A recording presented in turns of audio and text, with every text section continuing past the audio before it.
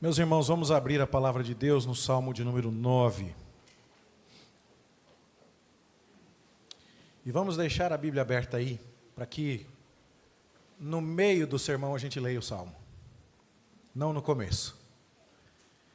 Eu creio que nossa leitura poderá ser muito enriquecida se as considerações de contexto forem feitas antes de lermos o Salmo. E quando chegar a hora, então a gente o lerá.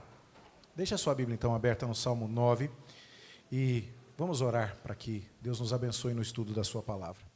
Pai, tem misericórdia de nós, que agora nos curvamos diante do Senhor para ouvir a tua voz. Sê com teu servo que vai falar, para que possa fazê-lo com fidelidade, com zelo e compaixão. Sê com os teus servos que vão ouvir, para que ouçam com interesse, desejosos de aprender e de praticar. E glorifica teu nome entre nós, com a pregação da tua palavra. Nós te pedimos em nome de Jesus. Amém. Meus irmãos, nós estamos lendo o livro dos Salmos de uma maneira canônica. Isso significa que estamos lendo este texto da Escritura à luz de toda a mensagem da Escritura. E essa abordagem não é muito antiga. Esses estudos começaram a ser feitos e essa semana descobri literatura que me instruiu a respeito disso. Essa abordagem começou a ser feita de maneira mais sistemática a partir de 1980. E os primeiros estudiosos que começaram a encontrar algumas das coisas que estamos descobrindo juntos, e eu estou aprendendo à medida que prego. Cada semana tem sido uma descoberta para mim também. Esses primeiros estudiosos começaram a levantar esses pontos nos anos 80. E essa abordagem, portanto, nos convida a ler o livro dos Salmos à luz de toda a Bíblia. Eu farei com você um passeio por todo o Antigo Testamento, um passeio de uns 15, 20 minutos, eu acredito, para chegar então no livro dos Salmos, quando o livro dos Salmos foi concluído, para então lermos o Salmo 9 e tentarmos entendê-lo à luz de tudo o que aconteceu antes dele. Venha comigo então. Nós lemos no livro de Gênesis que Deus criou o homem e que Deus criou céus e terra. Essa é uma informação importante porque no Salmo 8, por exemplo, que já estudamos, é dito: Senhor, quão magnífico é o teu nome, pois, em toda a terra, pois expuseste nos céus a tua majestade. O Salmo 8 está lembrando de Gênesis 1, que Deus criou os céus e a terra. Nós aprendemos também... O que eu fiz de errado aqui? Mesma coisa que eu fiz de manhã cedo? Fui eu? Aqui. As árvores frutíferas e os rios foram dados por Deus lá no jardim do Éden. E o que nós temos? Nós temos no Salmo 1 um homem que é como uma árvore plantada junto a ribeiros de águas. Então nós estamos vendo os Salmos nos falando de coisas que a gente precisa conhecer Gênesis para entender. Nós também lemos que Deus colocou o homem para dominar a criação, e esta era uma posição de honra e de glória. E no Salmo 8 nós vemos Davi perguntando: o que é o filho do homem para que tu te lembres dele? No entanto, o Senhor o coroou de honra e de glória. Nós então vemos que o homem reina para Deus e reflete Deus. Ele tem um domínio, um governo sobre o jardim. Ele é o vice-regente de toda a criação. E ele então reflete esse governo de Deus ao governar sobre a criação para Deus. E ele tem uma vida feliz e abençoada, como aquela que nos é proposta no Salmo 1 para um homem bem-aventurado. E então, depois do relato da criação em Gênesis, o que nós temos é o relato da queda. O inimigo aconselha outro caminho, como acontece no Salmo 1, o conselho dos ímpios. E a serpente se aproxima da mulher e diz a ela: não, pode fazer o que eu estou dizendo, vai dar tudo certo. E então, o que acontece é que o homem segue o conselho dos ímpios, diferente do homem bem-aventurado descrito no Salmo 1, que não anda no conselho dos ímpios. E o que acontece é uma progressão na maldade. A mulher olha para o fruto e vê que o fruto é bom, toma o fruto para si, come e o dá ao seu marido.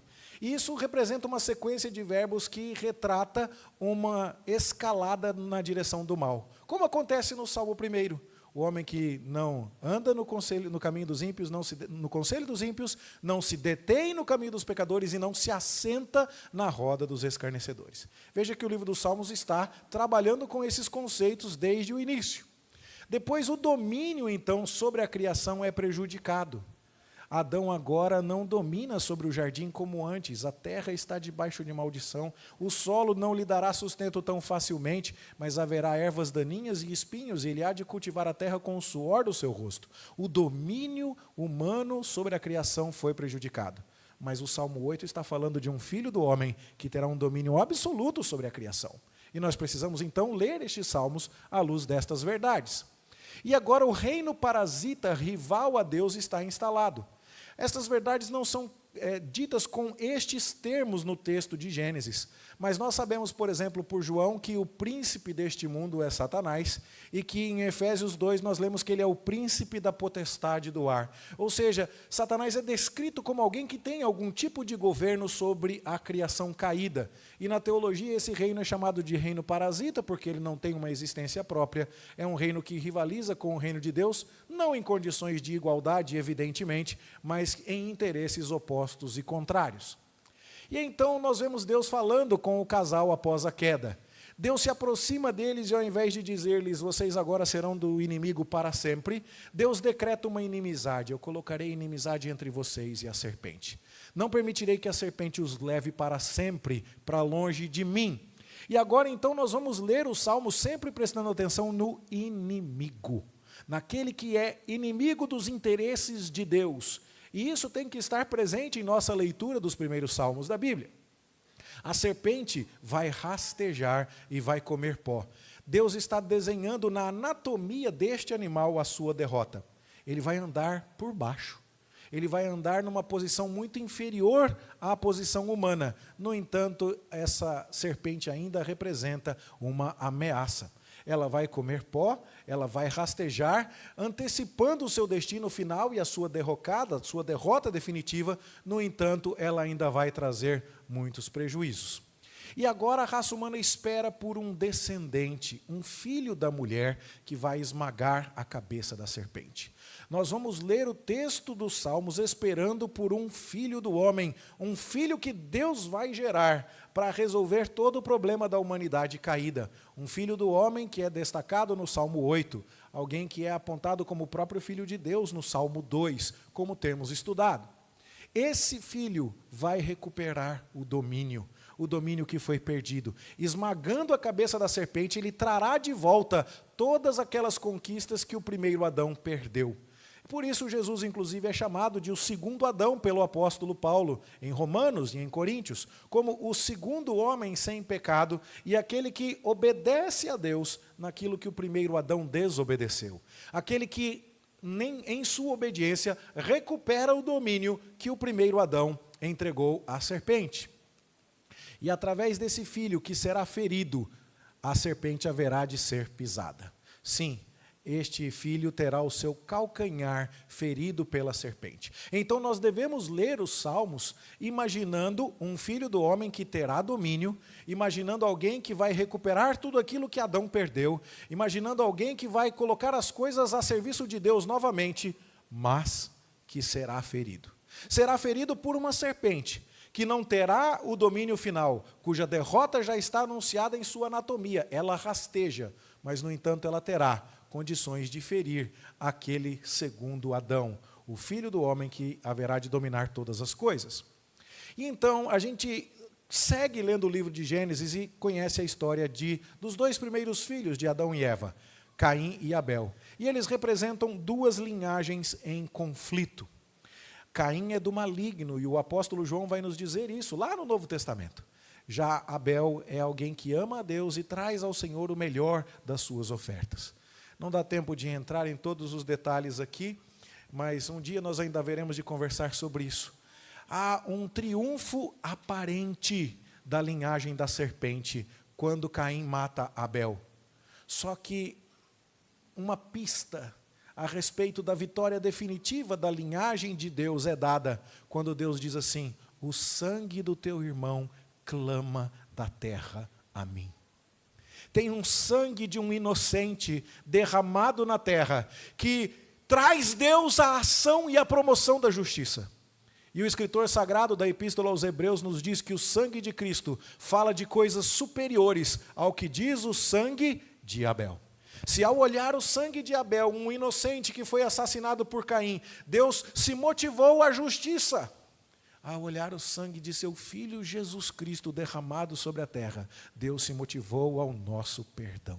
Essas coisas estão anunciadas na Escritura desde muito cedo, embora nem sempre as percebamos como deveríamos. Bom, com a morte de Abel, Adão e Eva agora recebem de Deus um novo filho chamado Sete. E o seu nome significa compensação. Essa ideia é importante para nós, porque apesar de haver um triunfo temporário e parcial da serpente, quando Caim mata Abel, Deus não permite que a semente da serpente tenha a vitória definitiva. E agora Deus concede um filho que compensa a perda de Abel, e o seu nome é Sete. Sete gera um filho chamado Enos, uma palavra que no hebraico também significa homem. E Enos, portanto, é filho de Sete, que é filho de Adão. E agora um homem que é filho de um Adão, que também é uma palavra para homem. E agora você vê que a partir de Enos, o neto de Adão, se começa a invocar o nome do Senhor, coisa que Caim não fez, e que Abel não podia fazer mais depois de morto. Mas com Sete e com o seu filho Enos, o nome de Deus é buscado, e você segue então lendo a Bíblia, pensando num filho do homem, um filho de Adão, um filho de Enos, que vai invocar o nome do Senhor, e que vai esmagar a cabeça da serpente, por meio da sua obediência. Só que o mal continua a prosperar. E você lê nas genealogias de Gênesis o avanço da linhagem de Caim.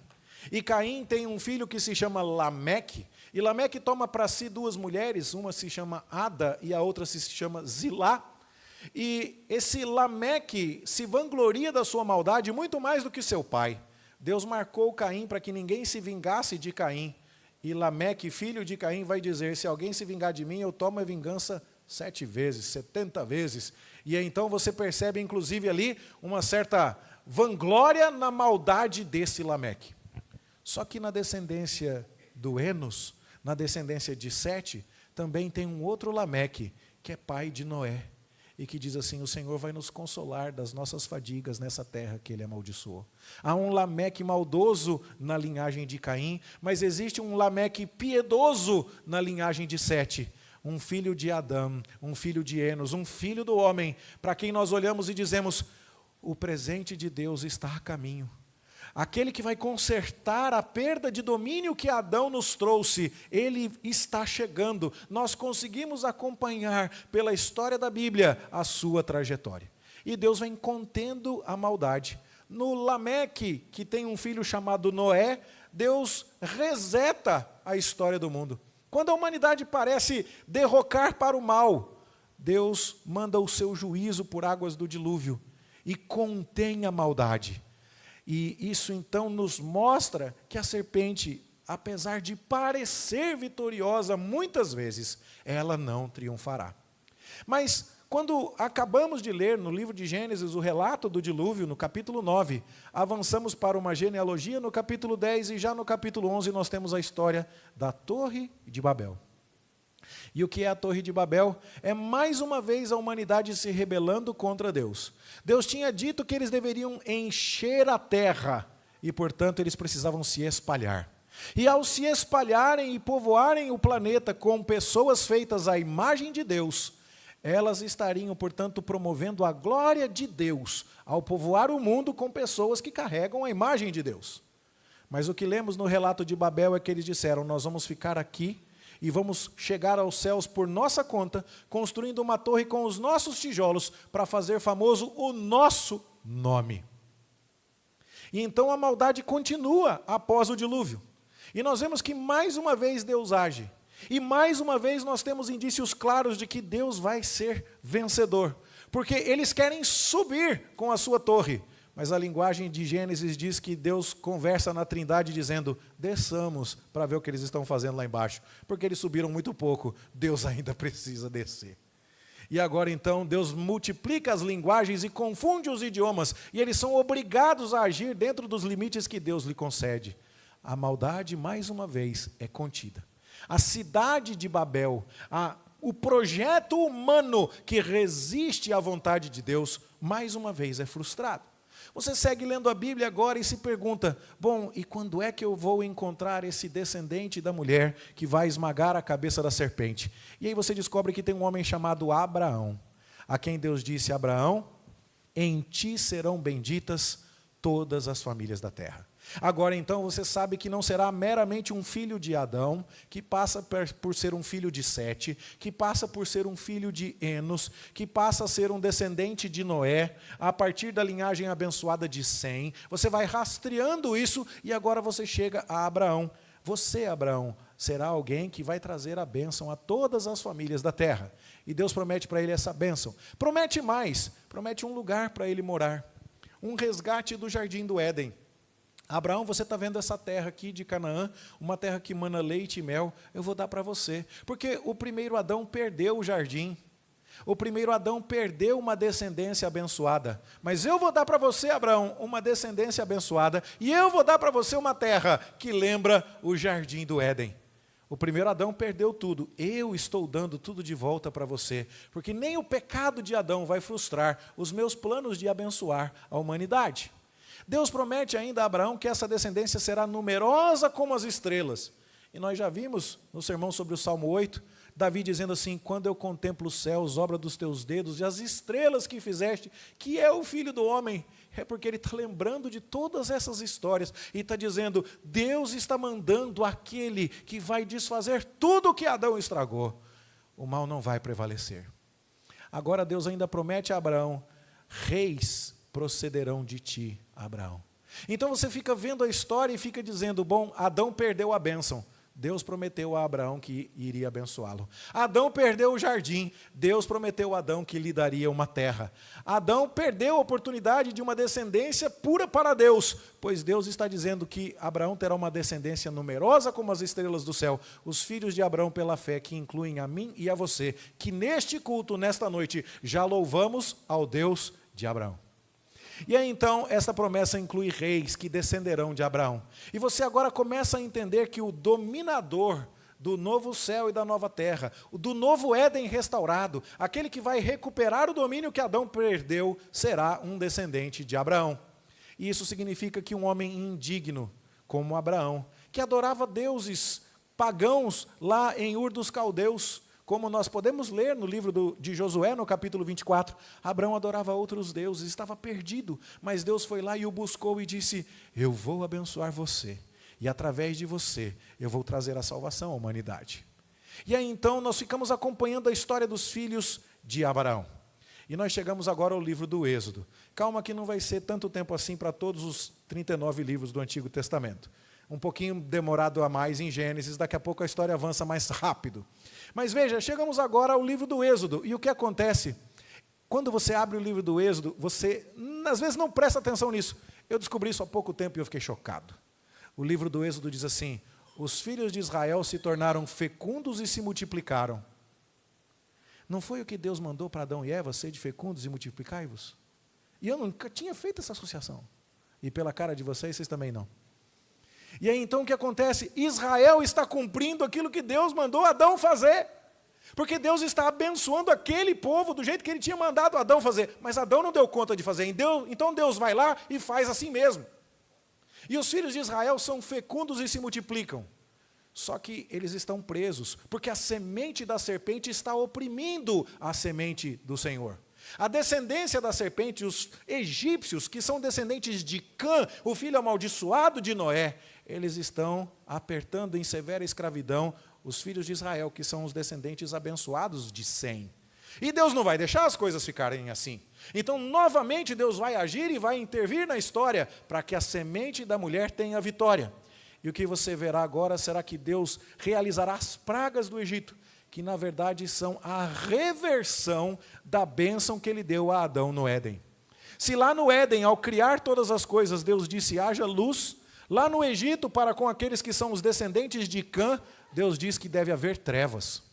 Se lá no Éden de Adão existe um rio que se divide em 4 braços e alimenta a árvore da vida, lá no Egito Deus faz com que as águas do Nilo se transformem em sangue.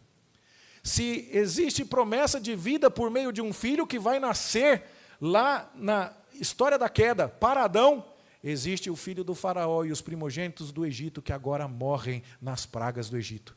O que Deus está dizendo? Ele está dizendo assim: eu estou abençoando a humanidade.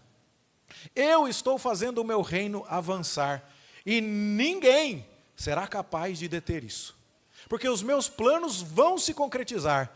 A serpente já rasteja, a serpente já está derrotada. E a vitória é certa. Basta você ler com atenção. E aí então o povo de Israel, depois que as pragas devastaram o Egito, atravessam o Mar Vermelho. E foi outra coisa que eu descobri, não tem um ano, e eu fiquei dando glórias a Deus, e eu espero que você se alegre comigo. Sabe como é que foi que Israel se preparou para entrar na terra de Canaã? Quando, você conhece a história, Deus mandou soprar um vento oriental e as águas se colocaram como 2 muros e eles passaram a pé enxuto. Sabe o que Deus está dizendo com essa história? Ele está dizendo: eu estou criando um novo Éden. Porque quando eu criei o primeiro jardim, eu criei as águas e depois disse: apareça a porção seca, e eu separei as águas e separei a porção seca para você morar na porção seca. Agora eu estou fazendo das águas surgirem uma porção seca para vocês atravessarem e irem para Canaã em direção ao novo Éden que eu estou fazendo surgir. E então a gente vai lendo isso e dizendo: de fato, Deus está fazendo todas as coisas que Ele prometeu. Ele não entregou a humanidade, a semente da mulher, ao controle da serpente. Ele está promovendo salvação, sim. E você segue lendo então que Canaã agora é um novo Éden, porque os espias que são enviados para observar a terra de Canaã voltam carregando um cacho de uva tão grande que precisa ser levado por 2 homens. E você lê assim: de fato é uma terra muito abençoada. Deus tem grandes bênçãos para o seu povo. Um povo indigno que foi protegido e foi abençoado. Nada aqui é iniciativa humana, é tudo iniciativa divina. O faraó é derrotado pela iniciativa divina. Israel atravessa o mar por iniciativa divina. E a glória, portanto, não se torna de um homem que fez o que Deus mandou, mas do próprio Deus que fez o que o homem não foi capaz de fazer por si mesmo. E então você vai lendo a história e vai dizendo: Deus, conta mais, porque eu quero entender onde essa história vai acabar. E aí você vê que eles entram na terra de Canaã. E Israel agora, depois da sua peregrinação no deserto, atravessa o rio Jordão. Mais uma vez, eles atravessam águas a pé enxuto para entrar no paraíso que Deus separou para eles. E aí então entram no novo Éden, conforme a gente lê lá no livro de Josué, no capítulo 3. E Israel agora pisa a cabeça do inimigo. Você começa a ficar otimista e a dizer: de fato, o povo de Deus, a semente da mulher será vitoriosa, porque Josué manda trazer os reis cananeus, os descendentes de Cã, por isso seu filho Canaã, amaldiçoado na história após o dilúvio, e eles pisam a cabeça dos cananeus. A linhagem da mulher está derrotando a linhagem da serpente. É isso que estamos vendo, o povo de Deus sendo vitorioso. E Josué manda que os capitães de Israel pisem a cabeça dos reis cananeus. Vitória, vitória, por meio de um Josué, cujo nome também pode ser traduzido no grego por Jesus, que levou o povo para uma terra de Canaã, que é um Éden recuperado, que é um símbolo do paraíso, e que está pisando a cabeça do inimigo, antecipando aquele que vai esmagar a cabeça da serpente. E nós vamos lendo essa história e dizendo: de fato, Deus está contando uma única história em toda essa Bíblia para mim. Novamente é um povo indigno que é abençoado e descansa. O povo que se entregou à escravidão da serpente, que estava escravizado no Egito, é chamado para um descanso e para um novo Éden e para descansar no Senhor. Só que em vez de descansar no Senhor, o que é que eles fazem? Eles agem mal novamente e se entregam aos ídolos. Parece aquela dona de casa que acabou de passar pano na cozinha e entra o filho com o pé sujo. É Deus cuidando da humanidade, que não consegue se sustentar por si mesma, que não consegue promover a sua própria salvação e precisa desesperadamente da ação soberana do seu Criador misericordioso. E aí o que nós vemos? Que o povo está sofrendo na mão dos filisteus por séculos, até que Deus diz assim: eu vou me apiedar de vocês novamente e vou ungir um rei que vai vencer os filisteus. E o nome dele é Davi. E ele é consagrado, óleo é derramado sobre a sua cabeça. E você então fica cheio de expectativa agora, porque Ana, a mãe do profeta Samuel, estava orando e pedindo a Deus porque os dias eram maus. A arca foi usada como um instrumento de batalha nos dias do sumo sacerdote Eli. Foi perdida. Os filisteus levaram a arca. Foi-se a glória de Israel. Está tudo muito mal. Mas Deus responde à oração de Ana e dá a ela um filho que unge a Davi como rei de Israel. Agora então nós estamos vendo um raiar novamente da ação libertadora de Deus em favor do seu povo. Mas as coisas não são tão simples assim, porque Davi enfrenta muita rejeição. Veja, Abel foi rejeitado por seu irmão Caim.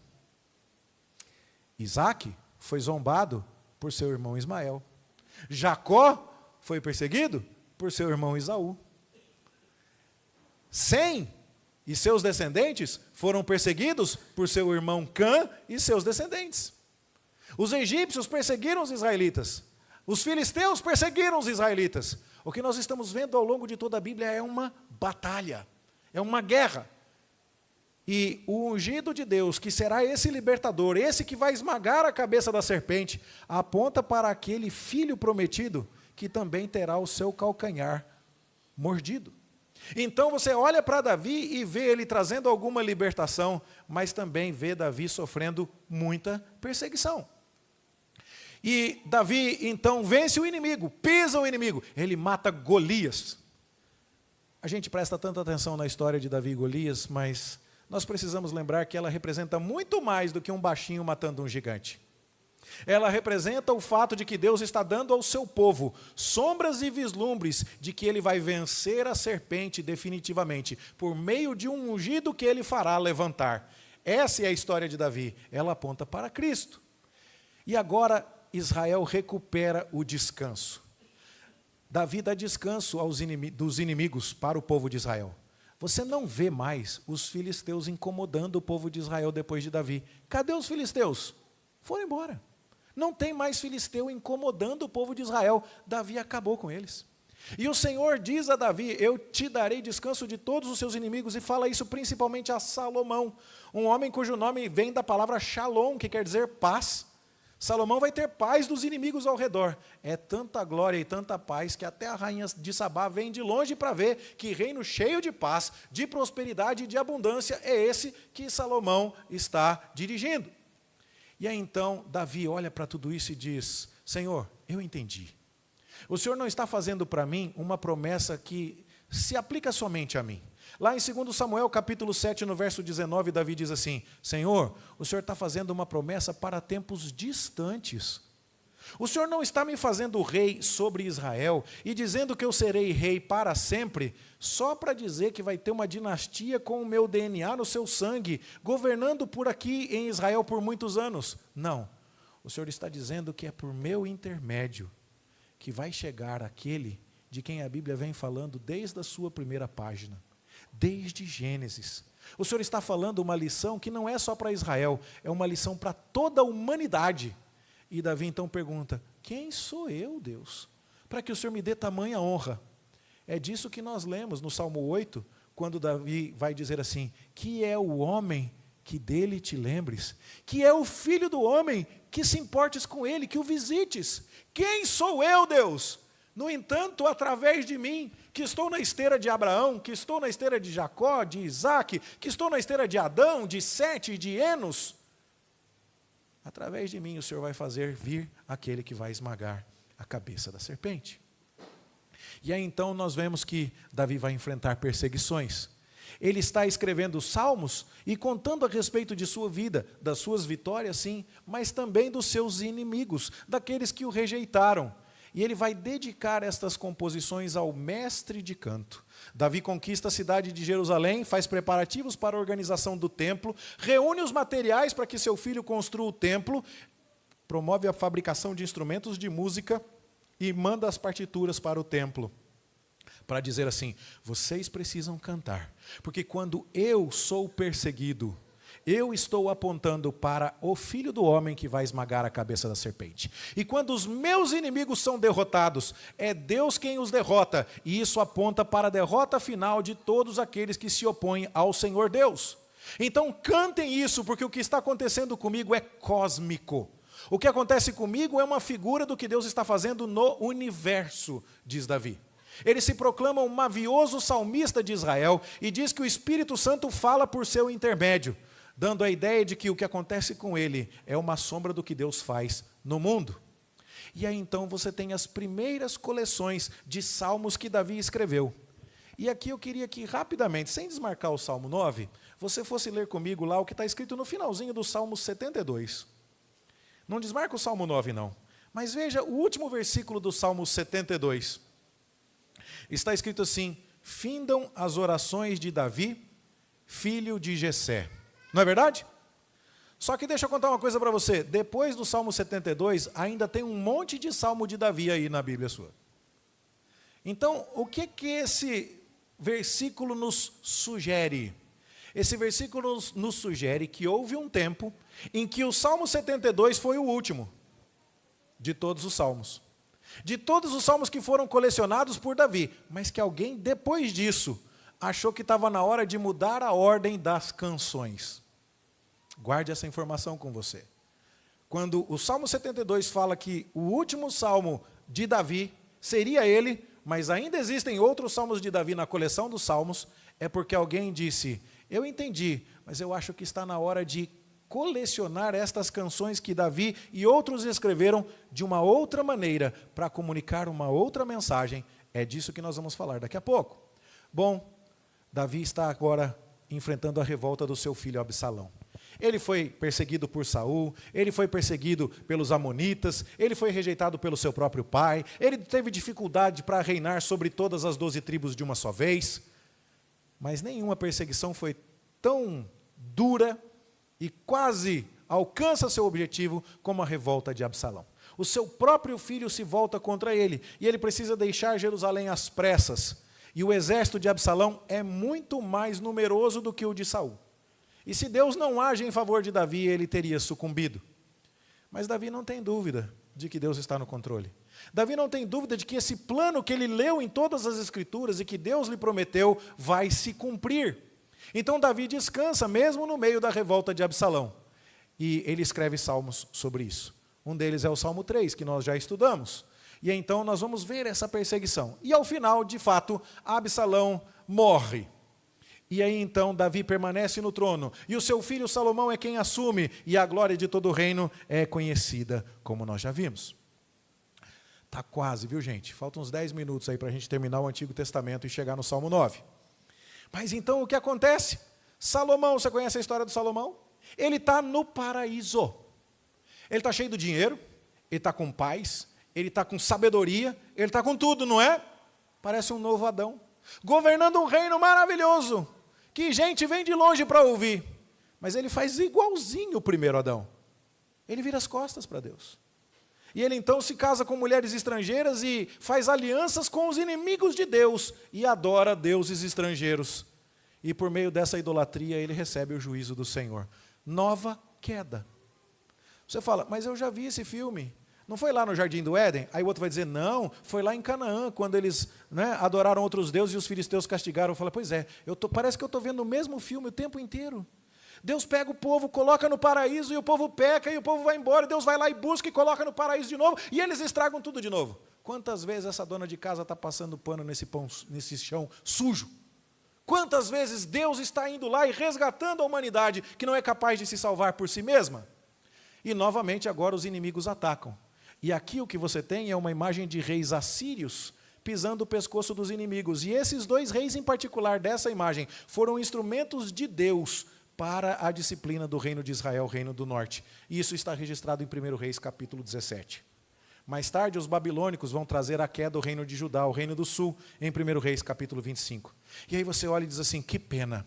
Porque quando eu leio Josué, eu vejo Josué com o povo de Israel pisando o pescoço do inimigo. Mas quando eu leio Reis e aquilo que aconteceu depois de Salomão, eu vejo o inimigo pisando o pescoço de Israel. E eu vejo de novo a queda, e de novo a tragédia. E aí, então, o que eu faço agora? Bom, eu espero pela mesma salvação sobrenatural de Deus. É o único lugar que eu posso esperar. Mas pense no cenário. Judá, o reino de Judá, está escravizado lá na Babilônia. Eles não têm o templo para adorar a Deus. Eles não têm a cidade de Jerusalém. Eles não têm a terra de Canaã para eles. Eles não têm um rei sentado no trono. Eles não têm descanso. Eles não podem nem cantar salmos. O Salmo 137 vai dizer que lá nas margens dos rios da Babilônia, os babilônicos diziam: canta aí uma música do seu Deus para nós, aquelas músicas que elogiam a cidade de Jerusalém. Mas era uma desfeita e uma zombaria enorme, porque os babilônicos tinham destruído Jerusalém. E agora pedem para os judeus cantarem sobre as glórias de Jerusalém, que eles destruíram. Quanta afronta! E agora então você vê esse povo novamente na mesma situação de Adão depois da queda, na mesma situação de Israel escravizado no Egito, na mesma situação do povo de Israel sob o domínio dos filisteus. Eles agora estão lá na Babilônia, aguardando a salvação do Senhor. E eles agora não têm templo, e eles precisam pensar em se voltar para Deus. O que é que lhes tinha sobrado? Eles tinham levado a lei, a cópia da lei de Deus. E eles se voltam para estudar a Bíblia. E é ali que surge a sinagoga, um lugar onde o povo se reúne para estudar a palavra de Deus. Porque só sobrou Deus, só sobrou a sua palavra. Todos os elementos externos em que eles se apoiavam lhes foram retirados. E agora, quando eles retornam para reconstruir uma cidade, mas já não é a mesma coisa. Parece que as glórias de Jerusalém dos dias de Salomão não vão voltar. Eles agora voltaram com o decreto de Ciro, voltaram com recursos para reconstruir o templo, mas não foram suficientes. Os idosos que tinham visto o templo que foi destruído, quando viram os alicerces do novo templo sendo lançados, choraram. E agora o que você percebe é eles cantando no Salmo 126. Quando o Senhor restaurou nossa sorte, nós ficamos como quem sonha. Voltamos do cativeiro babilônico, coisa boa. Só que alguns versículos mais para frente o salmista está dizendo: restaura a nossa sorte, Senhor. Ué, mas você não disse que Deus já restaurou? Sim, Ele nos trouxe de volta da Babilônia. Mas ainda tem tanto serviço para fazer. Ainda tem tanta coisa para reconstruir. Nós voltamos para um Éden, mas para um Éden incompleto. Não é aquela Canaã onde nós dominávamos o nosso inimigo. Não é aquela Jerusalém onde um rei sábio e rico e prudente governava com sabedoria como nos dias de Davi e Salomão. Não, nós voltamos para uma terra, para um Éden, para uma Canaã, onde nós ainda somos escravos dos persas. Nós não temos domínio. Nós não controlamos as coisas, o inimigo ainda está com o pé no nosso pescoço. E aí então, meus queridos, volta Zorobabel e reconstrói o templo, uma história contada lá em Ageu, está acabando o Antigo Testamento. E aí então volta Esdras e reorganiza a religião, uma história contada no livro de Esdras. Volta Neemias e reconstrói os muros, a história contada no livro de Neemias. E agora o Éden está ficando ajeitadinho, não está? Porque o Éden estava todo bagaçado, tudo destruído, e de repente agora a cidade está de pé. Os muros estão de pé, o templo está de pé, a vida religiosa está de pé. O que é que está faltando? O rei. Está faltando o rei, está faltando o domínio. O inimigo ainda está com o pé no nosso pescoço, na nossa cabeça. E aí então, onde é que está o rei, aquele que dominará? Bom, você vai terminar as páginas do Antigo Testamento. Ah, sim. Não tem rei ainda. E agora então, os nossos irmãos do Antigo Testamento estão com as suas canções, aquelas que Davi escreveu, que já tinham sido colecionadas, como o Salmo 72 nos ajudou a indicar, mas aquelas que eles escreveram lá na Babilônia, nas margens dos rios da Babilônia, ou quando eles retornaram, o Senhor restaurou nossa sorte, ficamos como quem sonha. Eles estão cheios de canções e precisam organizar o seu inário. E é nessa época que o livro dos Salmos foi completado. E a pessoa que completou o livro dos Salmos sabia de tudo isso que eu estou te contando, porque era a história da sua nação, que apontava para a história de toda a humanidade. Eles estavam esperando o rei que haveria de recuperar o domínio. Veja, eles falaram muitas vezes, eles entenderam que Deus falou muitas vezes de criação. Não apenas quando Deus criou o Jardim do Éden, mas quando Deus deu uma oportunidade de recomeço para eles. Quando, separando as águas do Mar Vermelho e fazendo-os atravessar ao pé enxuto sobre terra seca, Deus os levou para Canaã. É uma recriação. ou quando trazendo-os da Babilônia de volta para o Éden, Deus dá a eles uma nova oportunidade. Eles falaram sobre queda muitas vezes e entenderam esse ciclo repetitivo em que a humanidade se afasta de Deus. Fosse no Éden, fosse na idolatria do período dos juízes, ou fosse na própria idolatria de Salomão, que levou à queda dos dois reinos. A inimizade ficou muito clara entre as duas linhagens, seja quando Caim matou Abel, seja quando Absalão tentou matar Davi, seja quando os reis assírios ou babilônicos oprimiram o povo de Israel. E a chance da redenção providenciada por Deus também estava clara diante dos seus olhos. Seja quando Josué pisou o pescoço dos reis cananeus, seja quando Davi foi ungido rei de Israel, ou quando haveria de voltar, de chegar o rei messiânico definitivo. O filho do homem, o filho de Adão, filho de Enos, celebrado no Salmo 8, que haveria de esmagar a cabeça da serpente, tendo domínio sobre todas as coisas. O problema é que quando o livro dos Salmos foi finalizado, esse filho do homem não tinha chegado ainda. Então eles olhavam para a consumação. E eles escreveram, então eles compilaram o livro dos Salmos olhando para o futuro. Nós ainda aguardamos a chegada do Messias. E agora então, quando eles organizam estas canções e pegam as músicas que Davi escreveu e as músicas que o povo no cativeiro babilônico escreveu e aquilo que o povo de Israel cantou ao longo dos séculos, e eles colocam isso tudo junto num livro, eles estão comunicando para nós essa esperança. E você tem que ler o livro dos Salmos pensando que é o inário desse povo, que voltou do cativeiro, que já tem o templo reconstruído, não é igual ao de Salomão, mas está lá. Já tem Jerusalém, não é como nos dias de Davi ou de Salomão, mas está lá. A vida religiosa está organizada, não com a glória que houve nos dias de Moisés, mas está lá. Mas o rei não chegou. Quem pisa o nosso pescoço ainda é um rei inimigo. E nós estamos aguardando a chegada desse rei. Por causa disso tudo, Martinho Lutero vai dizer que o livro dos Salmos é como se fosse o Antigo Testamento em miniatura. É como se ele estivesse contando toda essa história para nós do começo ao fim.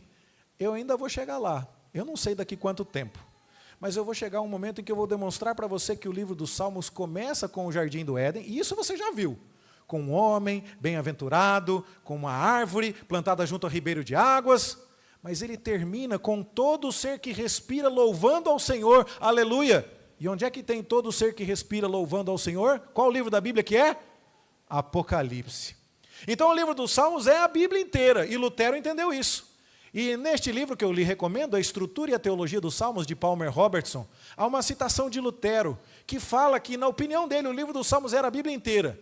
E é curioso, porque numa palestra que Palmer Robertson deu no seminário, onde eu tive a oportunidade de dar aula, o Dr. Palmer Robertson diz que não é por acaso que os gideões costumam distribuir o Novo Testamento e eles colocam o livro dos Salmos. Por quê? Porque agora, eu espero que você esteja tendo a oportunidade de perceber. Qual é o livro que resume a Bíblia inteira?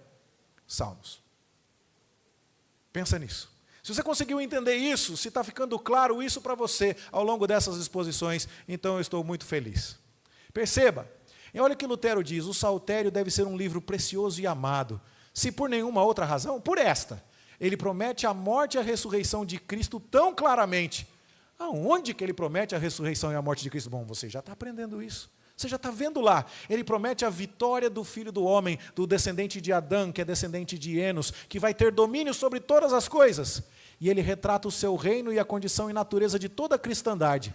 E ele faz isso tão bem que o livro dos Salmos poderia muito bem ser chamado de uma pequena Bíblia. Nele, no livro dos Salmos, é compreendido da forma mais linda e breve tudo o que está na Bíblia inteira. Isso é importante para nós. E aí então, meus irmãos, pense comigo. Estou quase chegando na hora de ler o Salmo 9, mas depois que eu ler vai ser rápido. Mas pense comigo. As pessoas que, da época de Malaquias até os dias de Jesus, estavam indo para Jerusalém 3 vezes por ano. Lembra que Jesus foi a Jerusalém na festa da Páscoa, como era a ordem, festas de peregrinação? Eles iam a Jerusalém 3 vezes por ano. Quando eles chegavam lá, o que era lido para eles pelo sacerdote? Você acha que todo mundo tinha uma cópia da Bíblia em casa naquela época? Era baratinho como é hoje? Um pergaminho custaria uma fortuna, custaria o dinheiro de uma vida para você ter uma cópia das Escrituras. Então as pessoas iam para o templo para ouvir a leitura da lei. E quando chegava lá, o sacerdote lia a lei para eles. E como é que faz para isso ser facilmente memorizado? Você tem que usar recursos. Quando nós fazemos recursos como poesia métrica, a gente decora. Eu sou capaz de citar para você algumas estrofes do hino ao Deus de Abraão louvai. Porque quando termina, eu sei que eterno e poderoso Pai combina com ao Deus de Abraão louvai. Do vasto céu Senhor, eterno e poderoso Pai, Deus de amor. Porque as terminações estão rimando e isso me ajuda a memorizar. Como é que os hebreus que iam para Jerusalém, antecipando o encontro com esse rei que ainda não tinha chegado, como é que eles entendiam, como é que eles memorizavam e levavam na mente e no coração a palavra de Deus? Porque os salmos eram a poesia que instruía o povo de Deus. Então você deve esperar que esse povo seja craque na transmissão oral. Nós não somos bons nisso. Do mesmo jeito que o pessoal não manja muito de tabuada depois que inventaram a calculadora, e não tem boa caligrafia depois que inventaram o notebook, tem gente que já não tem boa memória depois que inventaram a pesquisa no Google pelo celular. Você não precisa, a gente não sabe nem os caminhos, a gente depende do GPS, é ou não é? E o que acontecia com aquele povo? Eles não tinham a Bíblia impressa na letra, no idioma, né? Eles tinham a Bíblia em hebraico, mas ficava a cópia lá com o sacerdote, lá no templo. Eles tinham que levar na cabeça, gente. Então como é que faz para você levar a Bíblia na cabeça? Poesia. Salmos. E aí então os salmos serão estruturados para a sua memorização. E com isso você terá salmos acrósticos. Acróstico é aquela poesia que cada verso começa com uma letra. A de amor, B de baixinho, C de coração, sabe aquela história? Ou músicas. Dó, lá, lá, lá, lá, lá, lá, ré, nananana, mi, nananana, fá, lá, lá, lá, lá, lá. Essas coisas ficam fáceis de decorar, porque se você já decorou o alfabeto, você já sabe como é que começa a próxima frase. Bom, os salmos eram acrósticos, e não por acaso o Salmo 9 é acróstico. E não dá tempo de falar sobre todas as coisas que eu gostaria, você já percebeu que tem muito a ser dito aqui, mas isso era para que as pessoas memorizassem. Mas eles faziam também os quiasmos, que são aquela forma de estrutura sanduíche, onde uma verdade que é dita no começo é repetida no fim, a segunda verdade é igual à penúltima, e assim sucessivamente até que vem uma verdade central. E os Salmos 3 a 9, que nós terminamos hoje, a sequência hoje é no Salmo 9, formam um quiasmo que eu vou lhe apresentar. E aí eu vou ler o Salmo 9, porque daí já vai estar tudo explicado. E por fim, a estrutura do livro dos Salmos é feita, portanto, para que alguém saiba qual é o próximo Salmo. Se o salmo que fala da perseguição de Davi por Absalão diz uma coisa, depois fala que Davi está clamando a Deus por libertação, e depois fala por isso e tal, você vai chegar lá e vai ler alguma coisa no Salmo 9, que vai te lembrar do Salmo 3, que foi o salmo que Davi cantou quando ele fugia do Absalão. Bom, agora então, vamos ler o Salmo 9? E agora eu queria que você prestasse atenção numa coisa aqui. Tem que ler o cabeçalho, não tem? Tem, não tem? O que está escrito aí? Ó? Ao mestre de canto. Quem que era o mestre de canto? Podia ser o Gedutum, o Emã, o Kenanias, o Asaf.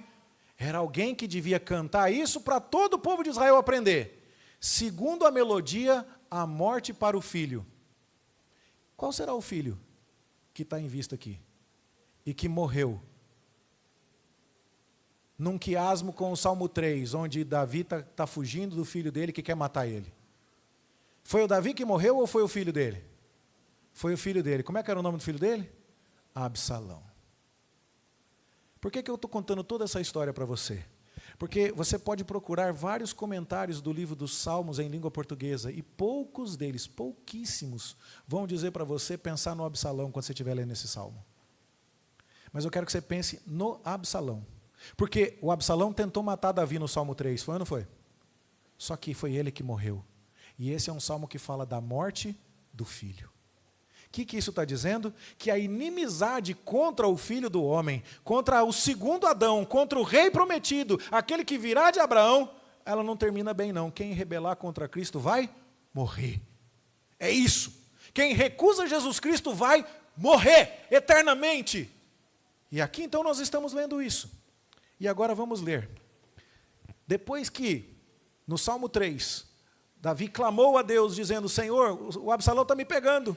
Ele lamenta no 4, lamenta no 5, lamenta no 6, diz que vai louvar a Deus quando for liberto no Salmo 7, e aí no Salmo 8 ele diz assim, quem sou eu?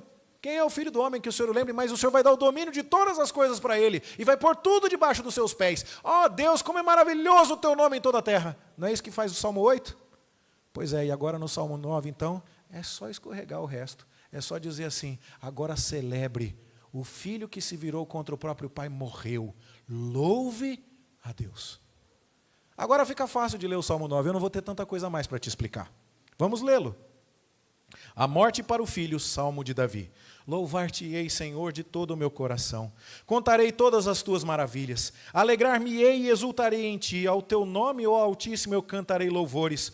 Pois ao retrocederem os meus inimigos, pense em Absalão retrocedendo, tropeçam e somem-se da tua presença, porque sustentas o meu direito e a minha causa. No trono te assentas e julgas retamente. Repreendes as nações. Note, era Absalão que estava indo atrás dele, mas Davi está dizendo que Absalão é um símbolo da revolta mundial contra um ungido de Deus. O mundo inteiro vai se rebelar contra Jesus. Ainda hoje tem gente na África, tem gente no Oriente Médio matando cristãos, mas eles vão retroceder. Repreendes as nações, destróis o ímpio, e para todo sempre lhes apaga o nome.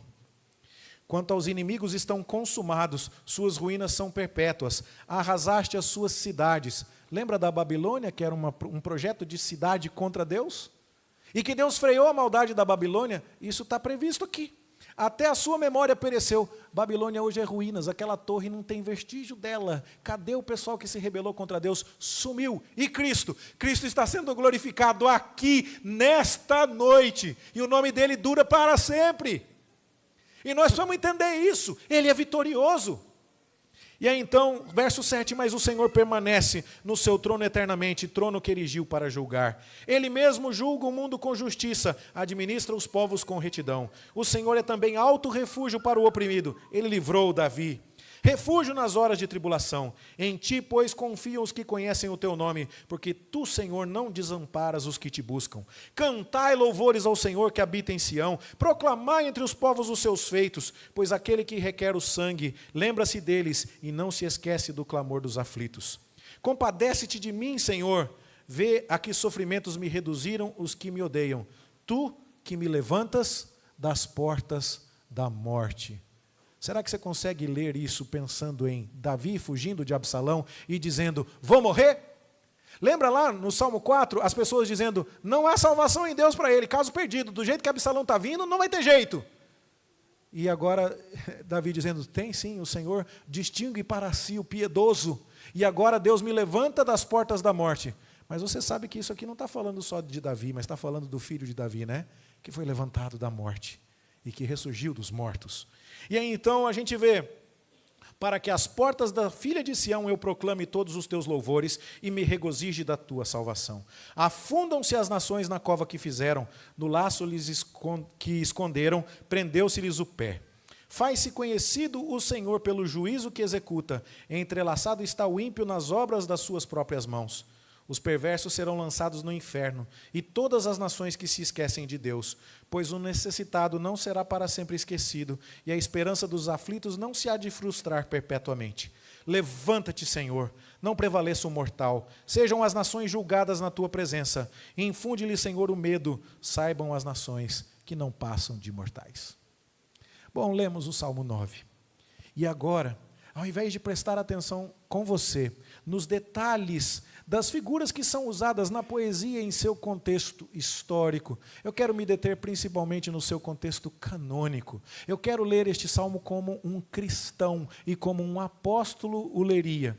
E eu quero que você pense nas pessoas que estavam aguardando a chegada do rei em Jerusalém, decorando através da estruturação do livro dos Salmos o que vinha aqui. Veja, no Salmo 3, Davi clama por libertação, quando Absalão se revolta. E ele então está falando de uma inimizade, da guerra de linhagens. Absalão representa a linhagem da serpente. E aí então, Davi clama a Deus, mas clama confiante na vitória. Ele clama, mas diz assim, vou deitar e dormir, logo pego no sono. Sabe por quê? Porque a serpente rasteja, amigo. Porque o descendente da mulher vai esmagar a cabeça da serpente. E Deus já prometeu para mim, eu não sou nada, quem sou eu? Mas a promessa que Deus me fez é para tempos distantes e é lição para toda a humanidade. Davi deita e dorme. E aí então, ele sabe da promessa de vitória. Ele declara que ele é inocente. Não é que ele fosse sem pecado, mas ele não era culpado das acusações que lhe eram feitas e certamente não merecia a morte que Absalão queria lhe trazer. E aí então no Salmo 6 ele diz, Senhor, não me dê o castigo que são eles que merecem, o errado não sou eu. No Salmo 7 ele declara novamente a sua inocência, e no Salmo 8 ele louva confiante. Se no 4 ele clama confiante, no 8 ele louva confiante, porque ele tem certeza da vitória. O Filho do Homem vai recuperar o domínio. O Filho do Homem vai esmagar a cabeça da serpente. Quão magnífico, Senhor, é o teu nome em toda a terra. O Senhor tem controle sobre tudo. E o que Absalão está fazendo comigo terá os seus reflexos naquilo que vão fazer ao teu ungido, mas ele triunfará. E aí então você lê o Salmo 9, que é um louvor na morte de Absalão. Se há um clamor na revolta de Absalão no Salmo 3, há um louvor na morte de Absalão no Salmo de número 9. E mais uma vez nós estamos vendo o inimigo, só que dessa vez ele é definitivamente derrotado. Veja o versículo 6.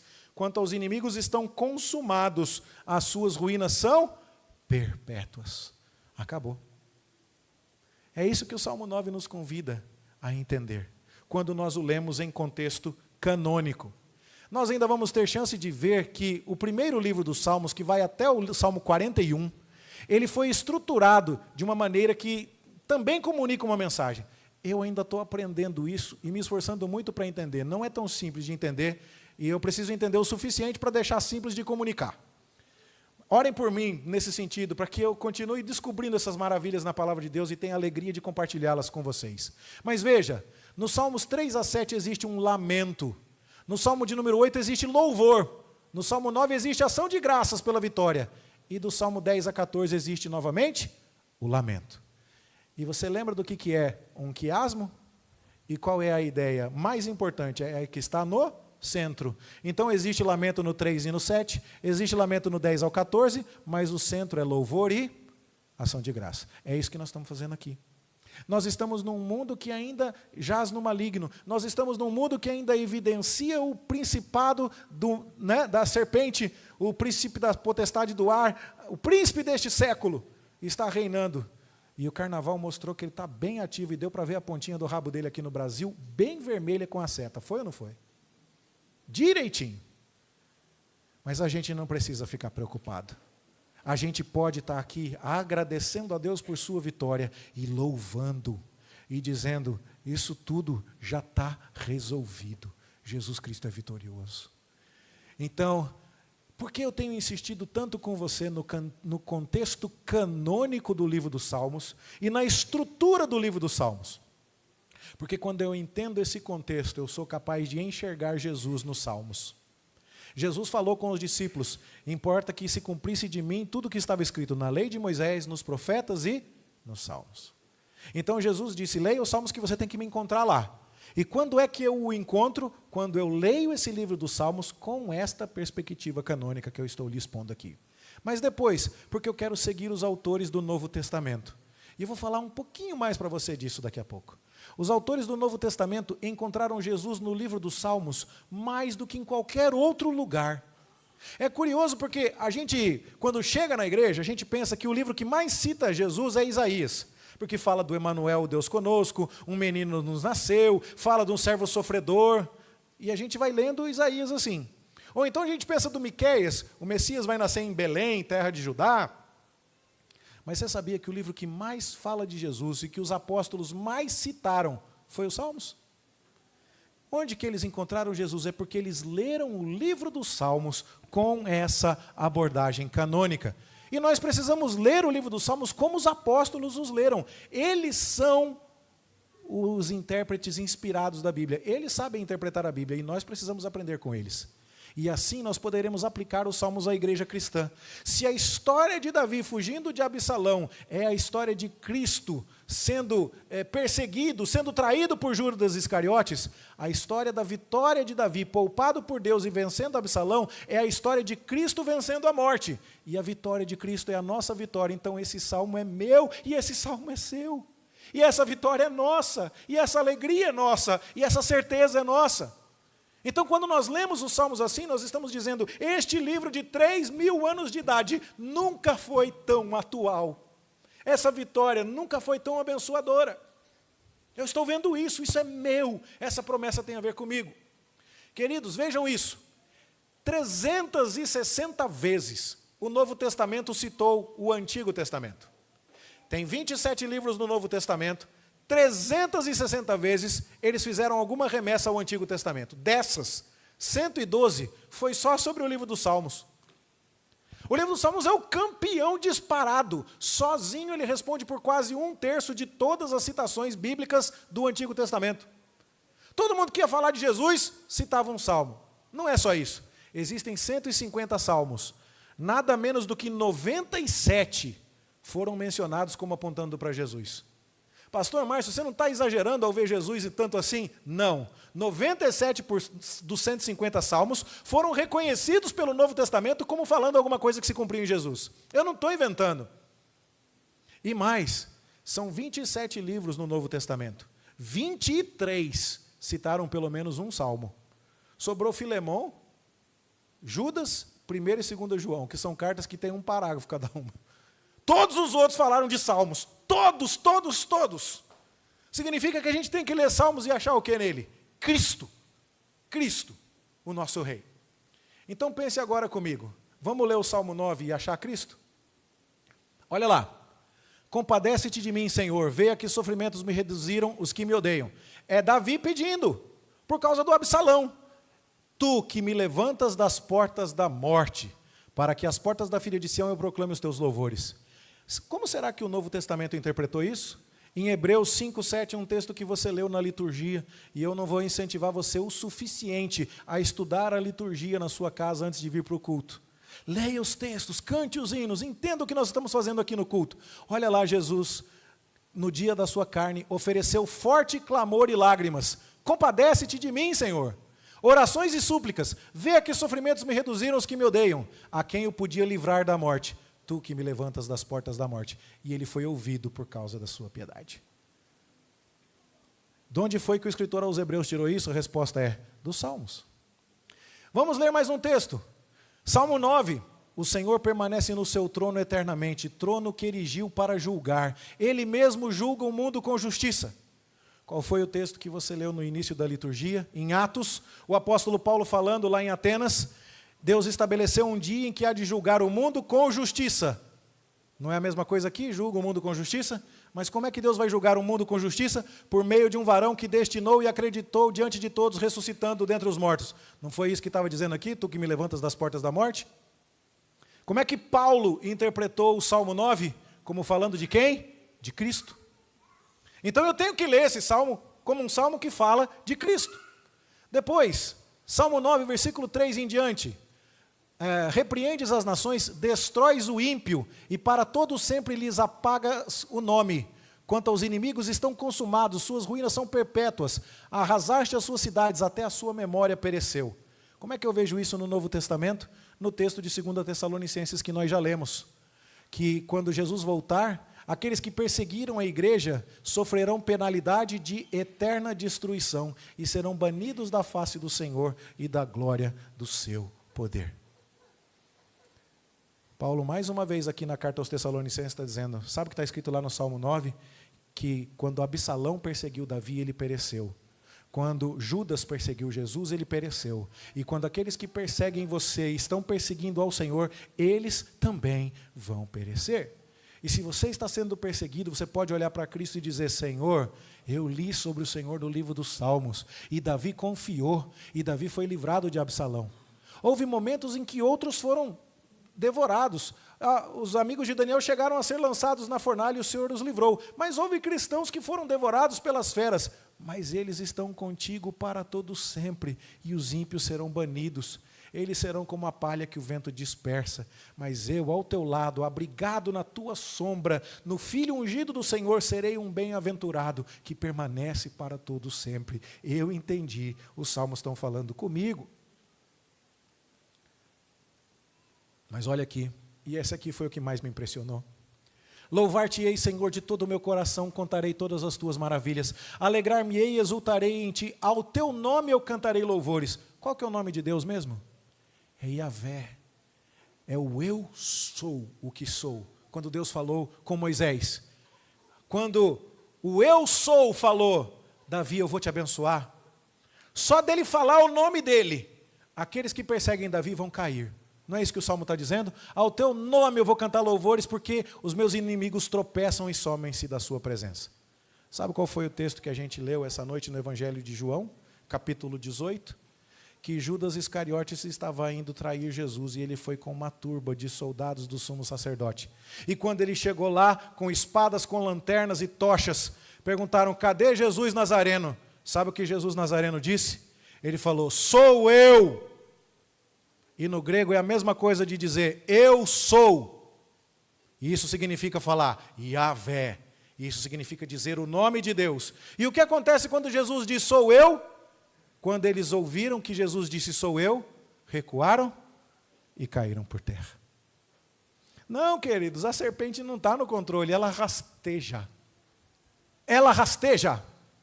E nós precisamos entender a glória desse Cristo a quem nós servimos.